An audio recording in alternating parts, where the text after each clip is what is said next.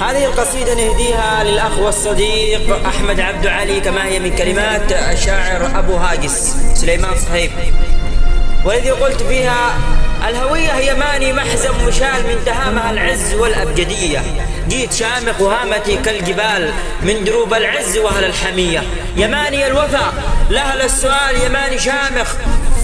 وعزومي قوية لأهل الوفا والطيب ساس الرجال، والكرم عنوان الرجال الوفية، والرجال أنواع منهم بالأفعال تعطي ما معاها من سر وخفية، مثل أحمد يستاهل المقال باتهامها الحبيبة